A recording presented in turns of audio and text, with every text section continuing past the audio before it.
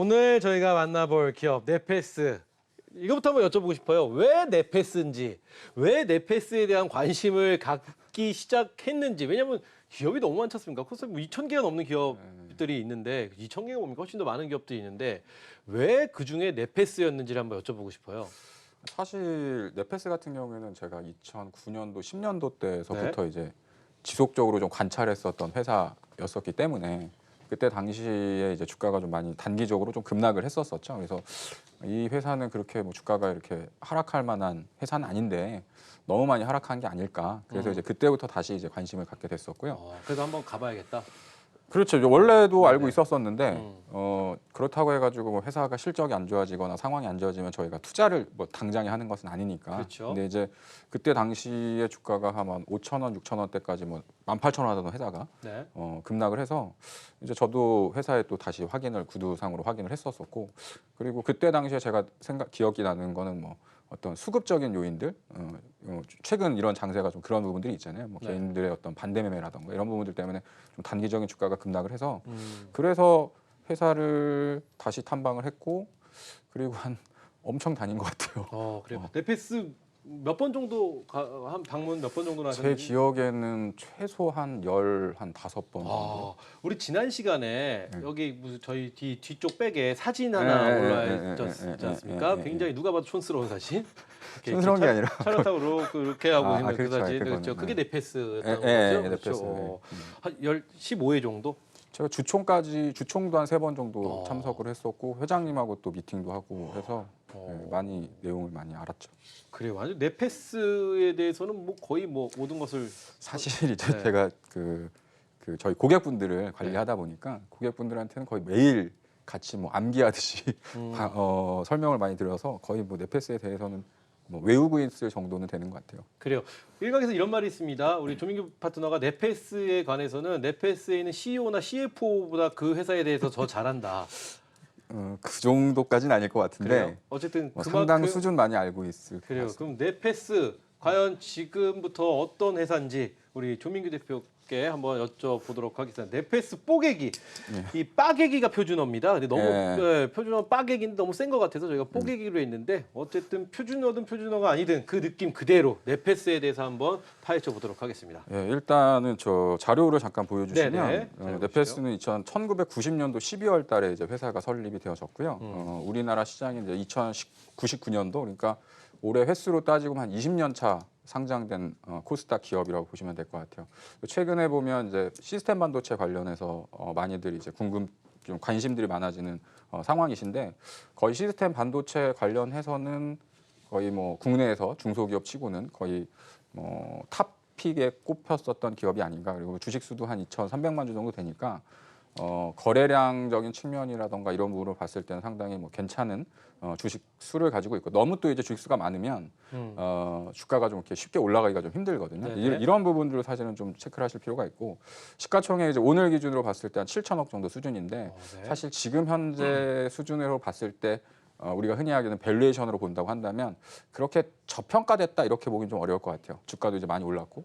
하지만 그래도 올해 그다음에 내년 내후년도까지는 계속 증설과 실적 성장이 좀 기대되고 되는 흐름이기 때문에 뭐 당분간은 조금 더 강세를 이어지지 않을까 이렇게 보고 있습니다. 그래요. 코스닥 현재 40위네요. 예. 네페스가 그렇죠. 그래요. 또 네페스에 대해서 또 많은 분들이 많은 개인 투자자분들이 네페스를 관심 있게 쳐다봐야 할 때 가장 좀 중요시 봐야 될 점이 무엇이 있을까요?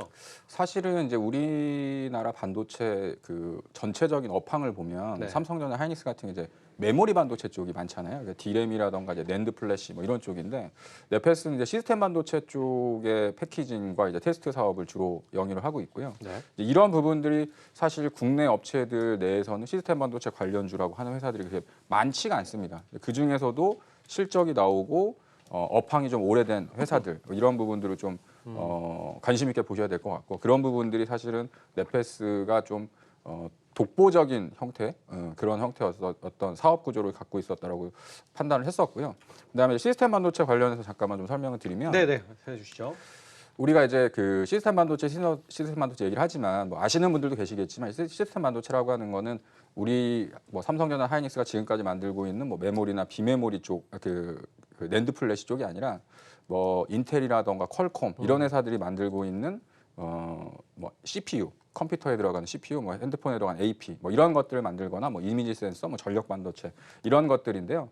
뭐 쉽게 우리가 접할 수 있는 부분들은 뭐 핸드폰에도 이제 시스템 반도체가 수없이 많이 사용이 되고 또 그 집에 있는 어떤 셋톱박스 뭐 이런 부분에서도 시스템 반도체가 많이 사용이 되는데요. 그 시스템 반도체 내에서도 약간 분류를 나눠서 보면 이제 팹리스라던가 파운드리, 그다음에 패키징, 테스트하는 업체들로 이렇게 나눠집니다. 그래서 앞으로도 이 시스템 반도체는 이 4차 산업혁명이라고 하는 부분들이 계속 다가오고 있고 현재도 지금 진행 중에 있는 상황이기 때문에 이 사양하는 분야들이 계속 뭐 증가될 수밖에 없다. 이렇게 보시면 될 것 같아요. 그래요.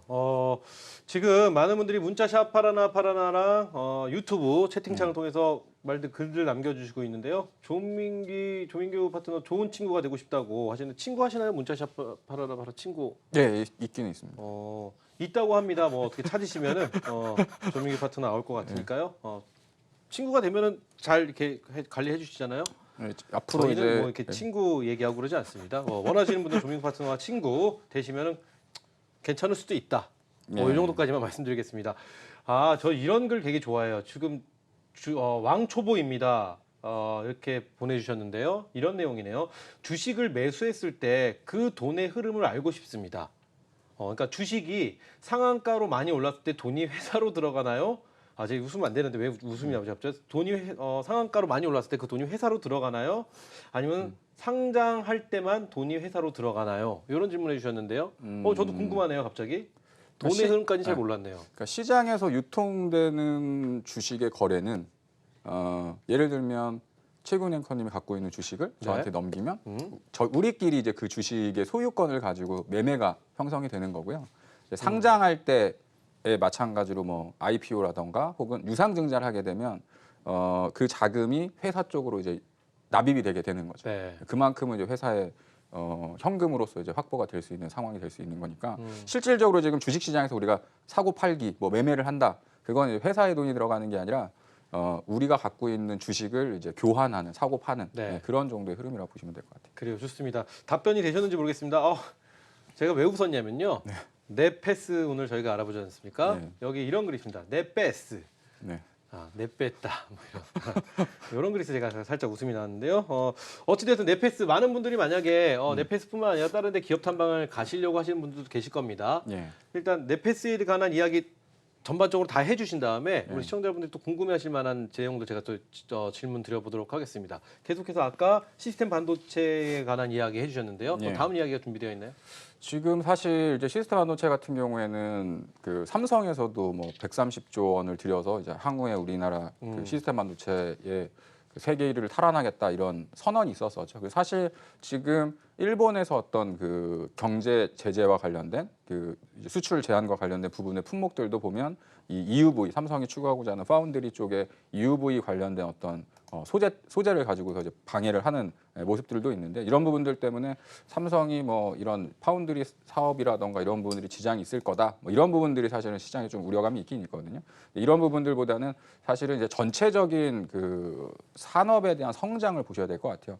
뭐 최근에 보면 이제 5G 통신이 지금 이제 올해 1분기서부터 시작이 되어졌고 그 시작은 뭐냐면 4차 산업혁명을 준비하는 시작점 혹은 준비 인프라에 대한 구축이거든요. 그러니까 4차 산업이라고 하는 건 뭐 인공지능, 로봇, 뭐 자율주행 다 이런 것들이 이제 반도체를 사용을 해가지고 만드는 뭐 제품들이기 때문에 이런 부분들이 지속적으로 이제 시스템 반도체에 대한 중요도가 커질 수밖에 없는 거고요. 일례로 과거에를 생각해 보시면 우리가 인터넷 할 때, 뭐 컴퓨터를 할 때는 컴퓨터만 가지고 했지만 지금은 스마트폰으로 다 하고 계시니까 그러니까 컴퓨터도 있어야 되지만 스마트폰도 있어야 되고 이제는 차를 타면 차에서 내비게이션이나 뭐 여러 가지 어떤 엔터 그다음에 앞으로 이제 자율주행 그다음에 요새 인천공항 같은 데 가보시면 또 로봇가 이제 돌아다니면서 안내도 해주고 이런 것들이 다 반도체들이 사용할 수 있는 품목들이 늘어나는 거죠. 이제 그만큼 시스템 반도체가 사실 앞으로 상당히 중요한 포지션을 차지할 수 있는데 우리나라 입장에서는 이제 이런 부분들보다는 메모리 쪽의 비중이 컸었다가 이 중요도가 높아지면서 삼성이라든가 하이닉스 같은 경우도 이 시스템 반도체에 대한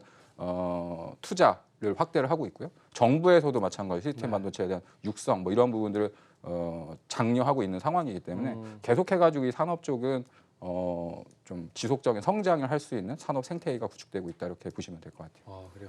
네페스에 대한 향후 전망 쭉 말씀해 주셨는데요. 그 외에 또 말씀해 주실 이야기들 있나요? 일단 이제 이거는 시스템 반도체랑 전체적인 어떤 산업 구조에 대한 부분을 설명드렸고 이제 네. 네페스가 이제 무슨 사업을 하고 있는지만 그래요. 좀 짧게 좀 말씀드리자면 네페스는 이제 우리가 스마트폰을 사용을 할 때 배터리가 있죠. 네. 배터리는 한정되어져 있잖아요. 전기 코드를 꽂아가지고 이제 계속 전기를 공급받는 상황이 아니다 보니까. 근데 핸드폰은 꺼져 있어도 전화를 받아야 됩니다.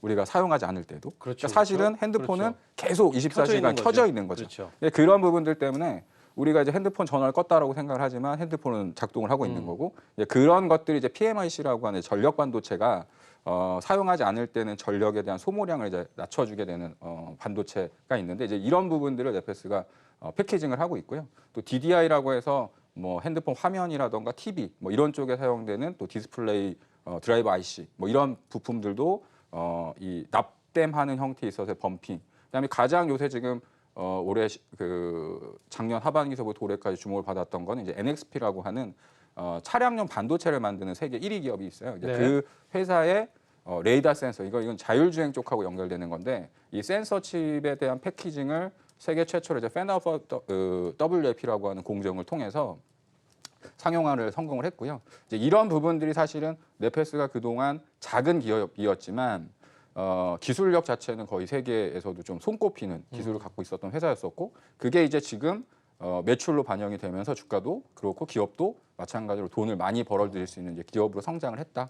이렇게 보시면 될 것 같습니다. 그래요. 네페스에 대한 좋은 얘기만 다 해주셨어요. 네페스 네. 단점이 있을 것 같아요.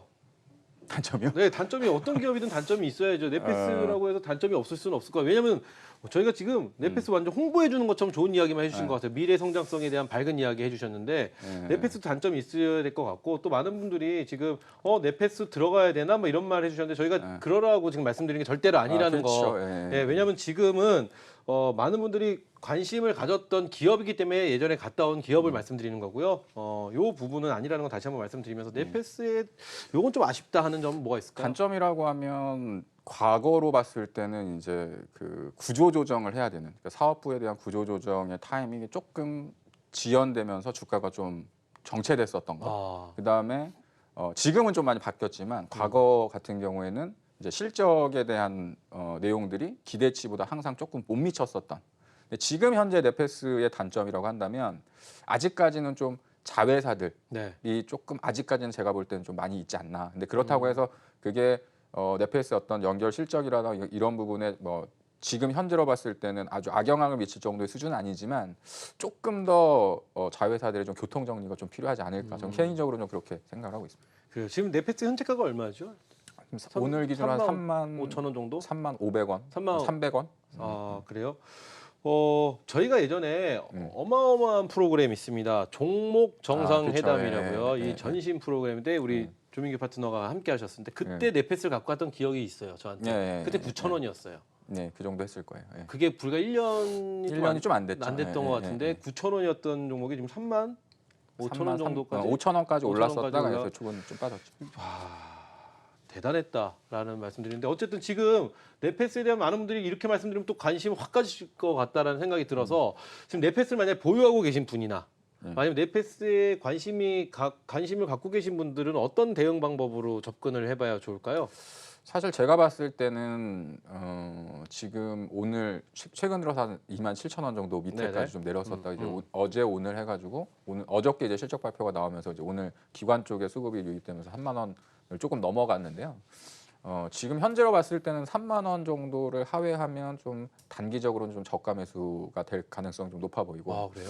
보유하고 계신 분들 같은 경우에는 저는 이렇게 좀 말씀을 드리고 싶은데 우리가 이제 기업에 대한 기업을 뽀개는 입장과 그다음에 투자를 어떻게 하면 이제 기업을 바로 하느냐의 입장에서 좀 설명을 드리자면 제가 볼 때 이제 올해 실적이 좀 많이 급격하게 좋아졌고요. 그다음에 올해 하반기가 되면 이제 테스트 관련된 사업부가 또 증설이 또 시작이 되고 내년까지도 계속 이어지게 됩니다. 증설한다는 얘기는 계속해가지고 실적에 대한 성장을 답보할 수 있는 부분들이 생기는 거고 그리고 그게 내년 내후년 정도 이제 올해서부터 시작을 해가지고 내후년대까지는 어찌됐든 이익에 대한 외형 성장은 지속될 가능성이 높거든요. 네. 근데 그런 의미라고 한다면 뭐 주가가 최근 들어서 많이 올랐고 올해 들어서 특히나 많이 올랐기 때문에 부담스러운 부분들은 있습니다. 근데 앞서서 얘기 드렸던 것처럼 3만 원 정도 아래쪽은 약간 좀 싼. 그리고 그 이상으로 갔을 때 어떤 투자적인 전략은 저는 시가총액 기준으로 봤을 때 한 1조 원 정도. 그래서 가격으로 봤을 때는 한 4만 4천에서 5천 원 정도까지는 충분히 도달이 가능한 어떤 기술력이라던가 실적을 보여줄 수 있지 않을까 이렇게 생각하고 있습니다.